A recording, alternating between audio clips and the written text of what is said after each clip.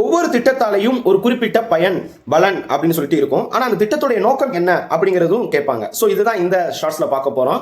So உதாரணத்துக்கு ஒரு குறிப்பிட்ட திட்டம் சமூகத்தில் பார்த்தீங்கன்னா என்ன மாதிரியான மாற்றத்தை கொடுக்குது, சமுதாயத்தை எப்படி மாற்றுது, அதனுடைய தாக்கம் என்ன அப்படிங்கிறது கண்டிப்பாக கேட்பாங்க. ஸோ அதில் பெண்களுடைய உயர்கல்வி விகிதாச்சாரம் அதுவும் பார்த்தீங்கன்னா தமிழ்நாட்டில் இன்க்ரீஸ் ஆகிறதுக்கு இந்த திட்டம் ரொம்ப முக்கியமாக இருந்திருக்கு. எவ்வளவு சதவீதம்னு கேட்டால் 34% இன்க்ரீஸ் ஆயிருக்கு. இந்த திட்டத்துக்கு கீழே பார்த்தீங்கன்னா ஸ்கூல்ஸில் 6ல இருந்து 12 வரைக்கும் அரசு பள்ளியில் பயின்ற மாணவிகள் அவர்கள் கல்லூரியில் சேரும்போது மாசம் 1000 ரூபாய் பார்த்தீங்கன்னா கொடுக்குறாங்க. ஸோ இந்த திட்டம் சுமார் கிட்டத்தட்ட 8 லட்சம் மாணவிகள் பார்த்தீங்கன்னா பயனடைஞ்சிருக்காங்க. இந்த திட்டம் நகர்ப்புறத்தை விட கிராமப்புறத்தில் இருக்கக்கூடிய பெண்கள் தான் அதிகமாக பலனடைஞ்சிருக்காங்கன்னு சொல்லியிருக்காங்க.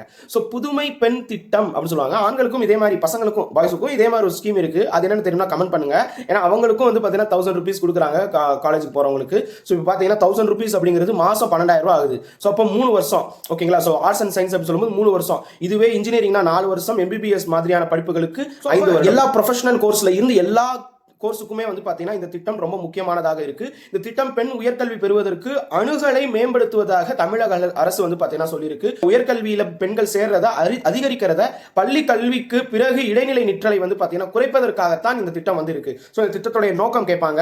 புதுமை பெண் திட்டம் பெண் கல்வியை அதிகரிப்பதற்காகவும் பள்ளி கல்விக்கு பிறகு இடைநிற்றலை குறைப்பதற்காகவும் நோக்கமாக உள்ளதுன்னு சொல்லியிருக்காங்க.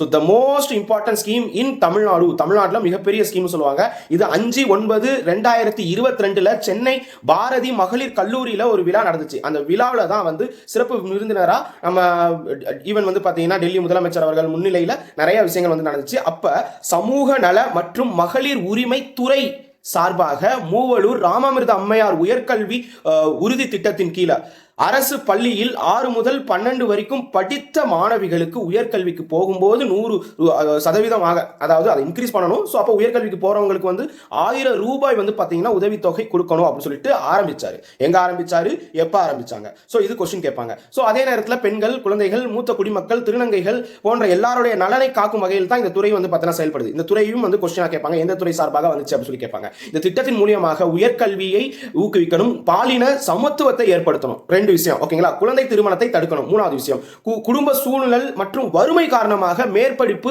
படிக்க இயலாத மாணவிகளுக்கு இது பார்த்தீங்கன்னா பொருளாதார ரீதியாக உதவ செய்யும் அப்படின்னு சொல்லியிருக்காங்க. இந்த திட்டம் பார்த்தீங்கன்னா ரொம்ப முக்கியம். இந்த திட்டத்தில் டிப்ளமா படிக்கிறவங்களுக்கும் வரும், பேச்சுலர் டிகிரி பட்டம், இளங்கலை பட்டம் எல்லாத்துக்குமே வரும், முதுகலைக்கு வராது ஓகேங்களா. ஸோ இது தொழில் சார்ந்த படிப்பு BE, BTech, MBBS, BDS, BCS, agri, BSc agri, BFS, LLB எல்லாத்துக்குமே, பேராமெடிக்கல்ஸ் எல்லாத்துக்குமே பார்த்தீங்கன்னா வருது. ஸோ ரொம்ப முக்கியமான திட்டம். கண்டிப்பாக கொஸ்டின் கேட்பாங்க. ஸோ நோட் பண்ணி வச்சுக்கோங்க. Thank you.